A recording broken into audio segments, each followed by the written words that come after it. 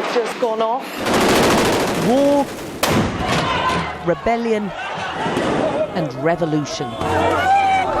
For more than a decade, I've been outside Britain reporting on some of the big events shaping lives and views inside.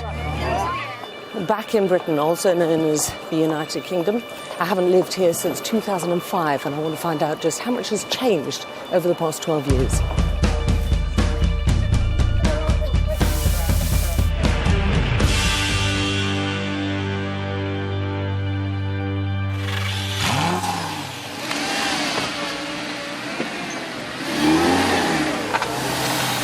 This is a tiny island, and it's absolutely full up at the moment.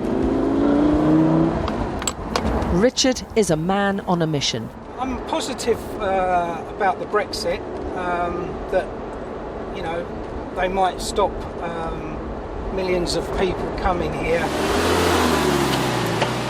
He has all the symbols of success, but doesn't like the way his country's going. It doesn't feel Great Britain anymore, you know. You feel that you've got to watch what you say, you can't upset people, you know, and you feel that you're yielding to other cultures. I wanted to find out from Richard why, during my time away, so many people now share his view and have hardened their stand against migrants and asylum seekers. Well, they've come across 20 other countries where they've been safe to come here. It's the benefits. If you put the lid on the jam pot, the wasps won't come.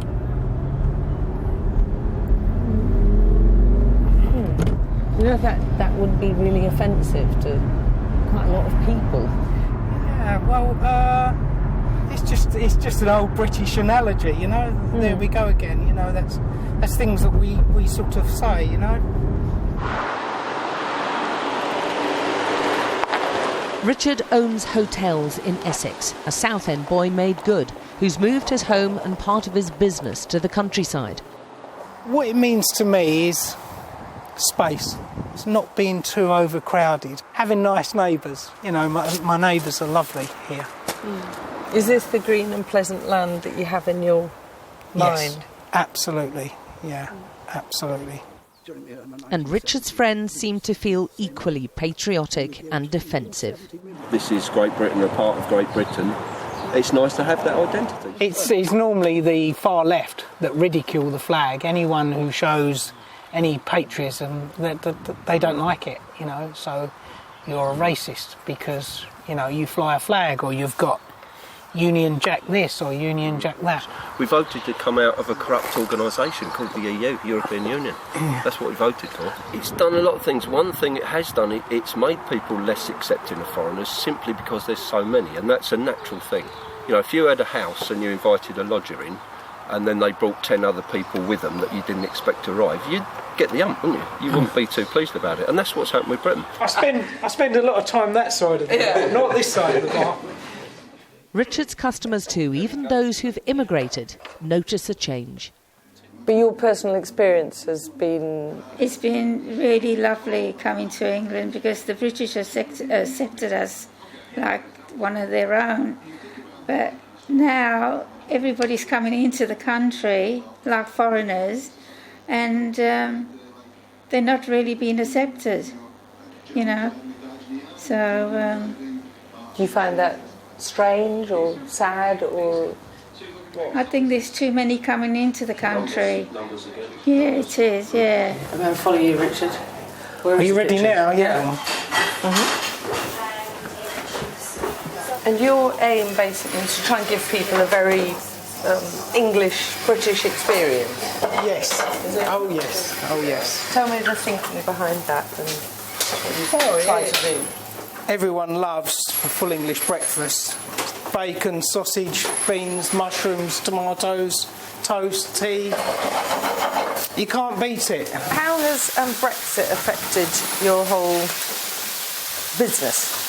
It's made it much better. People come to this country and have cheaper holidays, and it dissuades people from going abroad. You'd rather have a short break in the UK and than an expensive holiday abroad. The only thing we can't guarantee is the sunshine. But once we've got the sunshine, you can't beat Great Britain. Yesterday. I am a little bit worried that the way it's going, but English people seem to move out of the inner cities. So where it becomes not English, people are moving out. So, for instance, Essex is a white flight area. So all the people from London, you know, the indigenous people are moving out. So places are becoming like ghettos that are not British, and places like here are British. So I'm quite happy to live here. Right, this is the image that most people associate with them. See, that's a long snaking line of people. Having been on the ground with the hundreds of thousands involved in the mass migration, I wanted to know how Richard viewed these same images. I'm concerned for the English people first. You know, we get a raw deal. I don't think we should be look after the rest of the planet when we've got our own problems, you know. Do you think it is changing the makeup of British society? What we're seeing is a huge influx of millions of people, you know, effectively illegal immigrants is someone who breaks into your country, you know. If someone broke into your house, they'd be called a burglar and arrested. But if you break into a country, you get benefits. It seems perception often holds more sway than statistics, and Richard's fight to keep his vision of Britain isn't stopping anytime soon.